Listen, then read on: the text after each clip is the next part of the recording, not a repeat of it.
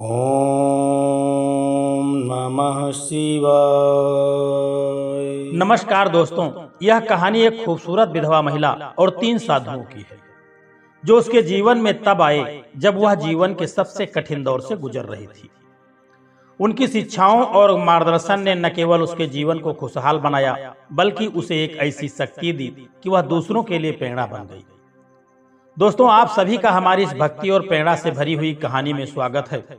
यह कहानी हरिपुर नामक एक छोटे से गांव की है जो हरे भरे जंगलों और फूलों की घाटियों से घिरा हुआ था। दोस्तों, इस गांव की आबादी ज्यादा तो नहीं थी, लेकिन यहाँ के लोग एक दूसरे से गहराई से परिचित थे।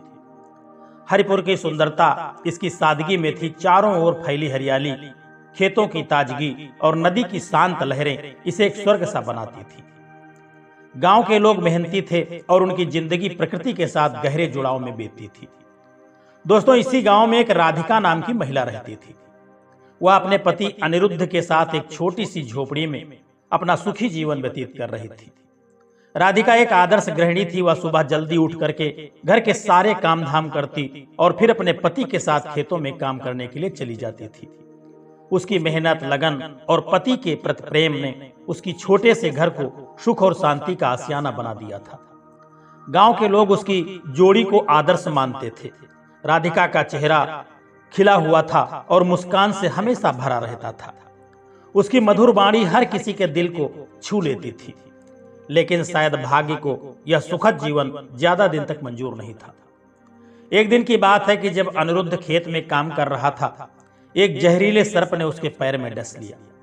सांप का जहर इतना तेज था कि कुछ ही घंटों के बाद उसके पति अनिरुद्ध का शरीर नीला पड़ गया। गांव के लोग उसे बचाने के लिए हर संभव कोशिश में जुट गए। कोई झाड़ फूंक कर रहा था तो कोई घरेलू नुस्खे अपना रहा था, लेकिन कुछ भी काम नहीं आया और कुछ ही देर में उनके पति की मृत्यु हो गई। राधिका की बाहों में उसके पति अनिरुद्ध ने आखिरी सांस ली। जब यह खबर राधिका के लिए बिजली बनकर के गिरी, वह अपने पति के शव से लिपट कर फूट फूट कर रोने लगी। उनकी आंखों से आंसुओं का सैलाब रुकने का नाम नहीं ले रहा था। गांव की महिलाएं उसे सांत्वना देने आई, लेकिन उसका दर्द इतना गहरा था कि कोई भी शब्द उसे सुकून नहीं दे पा रहा था। राधिका का पूरा संसार उजड़ चुका था। अनिरुद्ध उसके जीवन का आधार था और अब वह आधार ही छीन चुका था। वह बार बार यही सोच रही थी कि अब उसका जीवन कैसे चलेगा। अनिरुद्ध की मृत्यु के बाद राधिका का जीवन पूरी तरह से बदल गया। पहले जो रिश्तेदार और पड़ोसी उसे सम्मान देते थे, अब वो उससे दूरी बनाने लगे थे। गांव में एक पुरानी मान्यता थी कि विधवा होना पिछले जन्म के पापों का फल है। कुछ लोग उसे अपशकुनी मानने लगे तो कुछ उसकी लाचारी का फायदा उठाने की कोशिश करने लगे। गांव के कुछ पुरुष जो पहले उसे सम्मान की नजरों से देखा करते थे, अब उसे हवस भरी नजरों से घूरने लगे थे। राधिका की दुनिया अब अकेलेपन, तिरस्कार और असहायता से भर गई थी। वह अपनी छोटी सी झोपड़ी में अकेले रहती थी, दिन भर खेतों में मेहनत करती, लेकिन वह उसकी मेहनत के पहले जैसी खुश नहीं थी। हर रात वह अनिरुद्ध की यादों में डूबकर रोती रहती थी। उसकी झोपड़ी की दीवारें जैसे उसके दर्द की गवाह बन चुकी थी। गांव के कुछ लोग उसे सहानुभूति दिखाते, लेकिन अधिकतर ने उसे अपने हाल पर छोड़ दिया था। राधिका अब न तो किसी उत्सव में शामिल हो पाती थी और न ही सामाजिक आयोजनों में भाग लेती थी। उसका जीवन जैसे एक अंधेरे गड्ढे में फंस चुका था। दोस्तों, एक दिन की बात है कि जब राधिका अपनी झोपड़ी के बाहर उदास बैठी थी, उसने देखा कि गांव के बाहरी रास्ते पर 3 तेजस्वी साधु आ रहे हैं। उनके लंबे सफेद दाढ़ी, भगवा वस्त्र और चेहरे पर बिखरी दिव्य आभा देख करके गांव वाले उनकी ओर खींच चले गए। साधुओं की आंखों में गहरी शांति और ज्ञान की चमक थी। गांव के मुखिया ने उन्हें रोक करके विनम्रता से प्रार्थना की कि महाराज, कृपया हमारे गांव में कुछ समय के लिए आप ठहर जाएं। हमें आपके आशीर्वाद और ज्ञान की जरूरत है। तीनों साधुओं ने सहर्ष सहमति दे दी। जैसे ही वह गांव में प्रवेश करने लगे, तभी उसकी नजर राधिका पर पड़ी। सबसे वृद्ध साधु, जिनका नाम था स्वामी विश्वनाथ, एक पल के लिए ठहर गए। उन्होंने राधिका को बड़े गौर से देखा और गंभीर स्वर में कहने लगे, यह स्त्री अपार दुख से घिरी है, किंतु उसका भाग्य असाधारण है। इसके भीतर वह शक्ति है जो उसे एक महान आत्मा बना सकती है। गांव वालों को यह सुनकर के आश्चर्य हुआ कि जिसे वह अपशकुनी और अभागी मानते थे, उसके भाग्य को साधुओं ने इतना विशेष क्यों कहा है। कुछ लोग संशय में पड़ गए तो कुछ उत्सुकता से साधुओं की बातों को समझने की कोशिश करने लगे। राधिका स्वयं भी आश्चर्यचकित थी। वर्षों से जिस समाज ने उसे तिरस्कृत किया था, आज उसी समाज के सामने एक साधु ने उसके भविष्य को असाधारण घोषित कर दिया था। उसके मन में असंख्य प्रश्न उठने लगे। ये साधु कौन है? इन्होंने मेरे भाग्य में ऐसा क्या देख लिया? क्या मेरा जीवन सचमुच में बदल सकता है? दोस्तों, तीनों साधु स्वामी विश्वनाथ, स्वामी प्रेमानंद और स्वामी शांतिनाथ गांव के बीच एक स्थित प्राचीन मंदिर में जाकर के ठहर गए।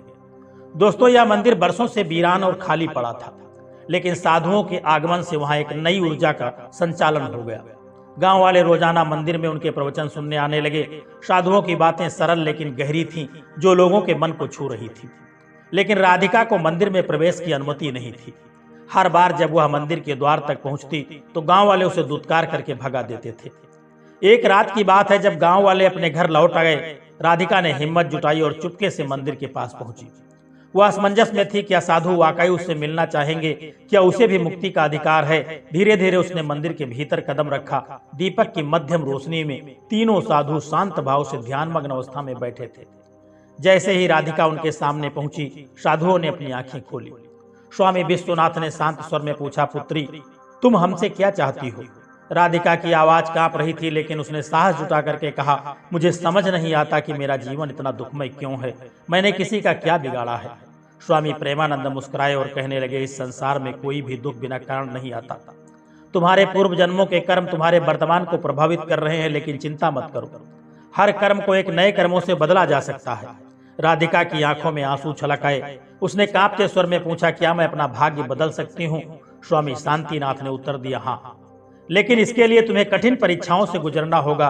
क्या तुम तैयार हो? राधिका ने बिना किसी संकोच के कहा, मैं हर परीक्षा के लिए तैयार हूँ। स्वामी विश्वनाथ ने गंभीर स्वर में कहा, कल सूर्योदय से पहले तुम गांव के बाहर वाले बरगद के वृक्ष के पास जाना, वहीं से तुम्हारी असली यात्रा शुरू होगी। दोस्तों, अगले दिन यह खबर जंगल की आग की तरह पूरे गांव में फैल चुकी थी। लोग तरह तरह के अनुमान लगाने लगे। कुछ का मानना था कि साधु राधिका को कोई वरदान देंगे, तो कुछ डर रहे थे कि कहीं वह गांव के लिए संकट का कारण न बन जाए। राधिका को इन बातों से कोई फर्क नहीं पड़ा। वह रात के समय गांव के बाहर जंगल के किनारे पहुंची। वहां तीनों साधु पहले से ही उसका इंतजार कर रहे थे। हवा में एक रहस्यमय शांति थी। स्वामी विश्वनाथ बोले, पुत्री, तुम्हें इस जंगल में पूरी रात अकेले बितानी होगी। यदि तुमने अपने भय को परास्त कर लिया तो तुम पहली परीक्षा उत्तीर्ण कर लोगी। राधिका का दिल जोर जोर से धड़कने लगा। घना जंगल, अंधेरी रात और अनजान खतरे, यह सब सोच करके ही उसकी रीढ़ की सिहरन दौड़ गई। लेकिन उसने अपने साहस को समेटा और सिर झुका करके सहमति दे दी। तीनों साधु जंगल के अंधेरे में लुप्त हो चुके थे। अब राधिका बिल्कुल वहां पर अकेली थी। रात गहराने के साथ जंगल का माहौल और डरावना होता गया। सूखी पत्तियों की सरसराहट, उल्लुओं की भयानक आवाजें और हवा में अजीब सी फुसफुसाहट ने उसे डराने की कोशिश की। अचानक उसे लगा कि कोई परछाई उसकी ओर बढ़ रही है। उसका दिल जोर जोर से धड़कने लगा। क्या वह कोई जंगली जानवर था या कोई आत्मा? उसके पैर कांपने लगे। एक पल को उसने सोचा कि वह भाग जाए, लेकिन तभी उसे स्वामी शांतिनाथ की बात याद आ गई। यदि तुमने भय पर विजय पाली तो तुम पास परीक्षा कर लोगी। राधिका ने अपनी आंखें बंद की, गहरी सांस ली और मन ही मन में कहा, मुझे डरना नहीं चाहिए। मेरा भय केवल मेरे मन में है, बाहर कुछ भी नहीं है। धीरे धीरे परछाई धुंधली होकर के गायब हो गई। जंगल अब भी रहस्यमय था, लेकिन राधिका के भीतर का डर जैसे राख में बदल चुका था। पूरी रात वह अपने डर से जूझती रही, लेकिन हर बार उसने अपने मन को शांत किया। सुबह की पहली किरण के साथ राधिका ने राहत की सांस ली। जब वह उठी तो उसे लगा कि जैसे उसे कोई नया जन्म लिया हो। तीनों साधु उसके सामने आकर के प्रकट हुए। स्वामी प्रेमानंद ने प्रसन्न होकर के कहा कि पुत्री, तुमने अपनी पहली परीक्षा सफलतापूर्वक पास कर ली है। अब तुम्हारे जीवन में बड़ा परिवर्तन होने वाला है। दोस्तों, राधिका के मन में आत्मविश्वास जाग उठा।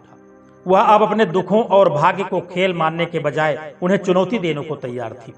स्वामी विश्वनाथ कहने लगे, पुत्री, तुमने भय को तो परास्त कर दिया, लेकिन आगे की यात्रा और कठिन होगी। अगली परीक्षा त्याग की है। क्या तुम इसके लिए तैयार हो? राधिका ने सिर झुका करके कहा कि मैं तैयार हूँ। स्वामी प्रेमानंद ने गंभीर स्वर में कहा, त्याग केवल धन, वस्त्र और भौतिक वस्तुओं का नहीं होता। सच्चा त्याग वह है जिससे तुम अपने हृदय को सबसे प्रिय चीज छोड़ने का साहस दिखाओ। राधिका का मन विचलित हो चुका था। उसके पास वैसे भी ज्यादा कुछ नहीं था, लेकिन फिर उसे अपने पति अनिरुद्ध की एक छोटी सी तस्वीर याद आई। यह तस्वीर उसकी सबसे कीमती निशानी थी। जब भी वह अकेली होती, इस तस्वीर को देख करके उसे बड़ा सुकून मिलता था। उसकी आंखों में नमी आ गई। कांपते स्वर ने उसने पूछा, क्या मुझे अपने पति की तस्वीर छोड़नी होगी? स्वामी शांतिनाथ ने मुस्कुराते हुए कहा, यदि वही तुम्हारे लिए सबसे प्रिय है तो हाँ, लेकिन याद रखो, त्याग तभी सार्थक होता है जब वह पूर्ण मन से किया गया हो। हम तुम्हें बाध्य नहीं करेंगे। राधिका गहरे विचारों में खो गई। यह तस्वीर उसके अतीत की आखिरी स्मृति थी कि वह उसे छोड़ सकती थी, लेकिन फिर उसे एहसास हुआ कि यह तस्वीर उसे अतीत में बांधे रह सकती है। हर बार जब वह उसे देखती तो वह उसी दर्द में डूब जाती थी। अगर उसे अपने जीवन को नया रूप देना था तो उसे अतीत से मुक्त होना था। उसने दृढ़ स्वर में कहा, हाँ मैं तैयार हूँ। स्वामी विश्वनाथ कहने लगे, तो जाओ और इस तस्वीर को गांव के तालाब में प्रवाहित कर दो। राधिका गांव को लौटी। उसने अपनी झोपड़ी में जाकर के एक पुराने संदूक को खोला। उसमें अनिरुद्ध की तस्वीर थी, जिसे उसने बरसों तक सहेज कर रखा था। कांपते हाथों से उसने तस्वीर को निकाला और उसे गहरे भाव से निहारा। गांव के कुछ लोग उसे तालाब की ओर जाते देख करके अपने मन में फुसफुसाने लगे, यह क्या कर रही है?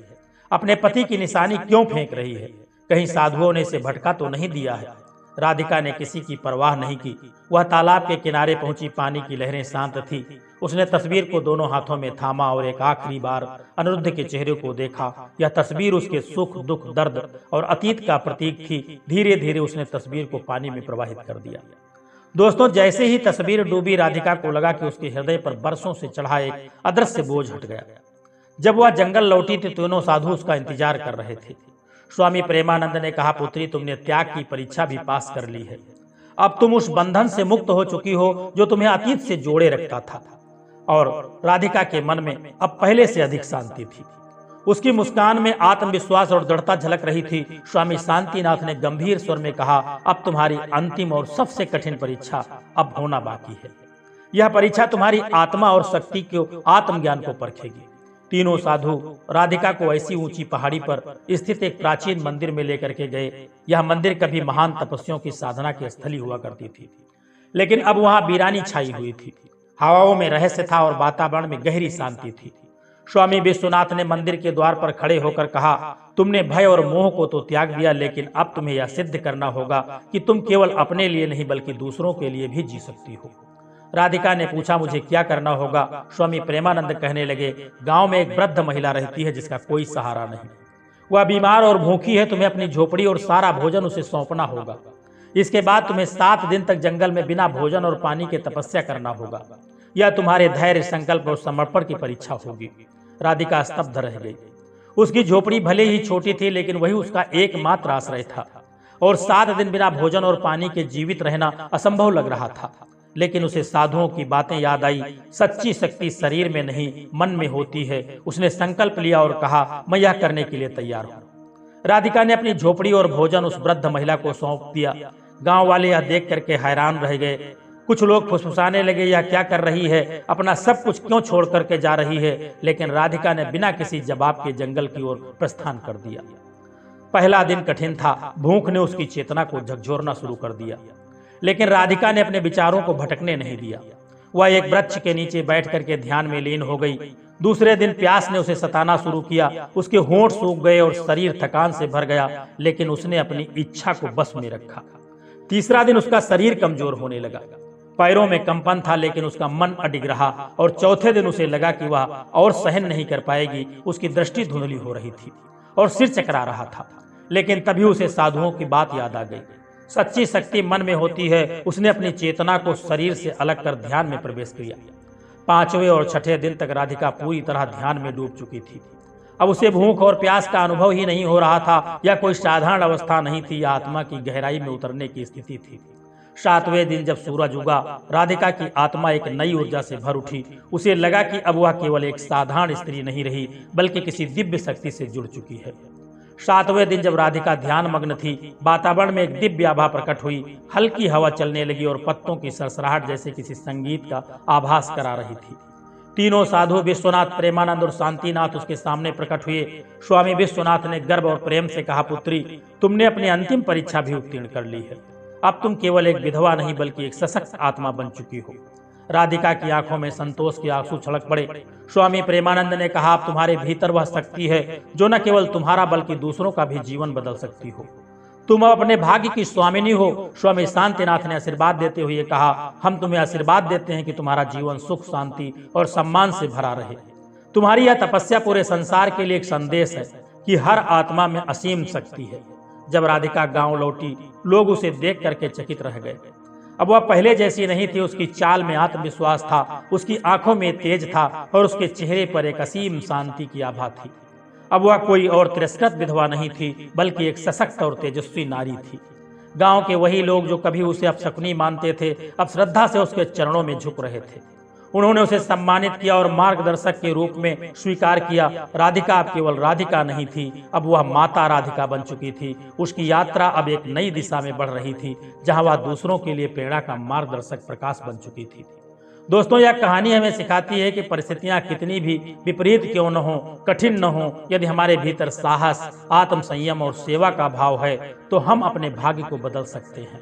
राधिका ने न केवल अपने दुखों पर विजय पाई, बल्कि समाज की रूढ़ियों को तोड़ करके एक नया आदर्श स्थापित किया। दोस्तों, यह कहानी हमें यह भी सिखाती है कि सच्ची शक्ति बाहरी संसाधनों में नहीं, बल्कि हमारे मन और आत्मा में होती है। दोस्तों, मुझे पूरा विश्वास है कि इस कहानी ने आपको प्रेरित किया होगा।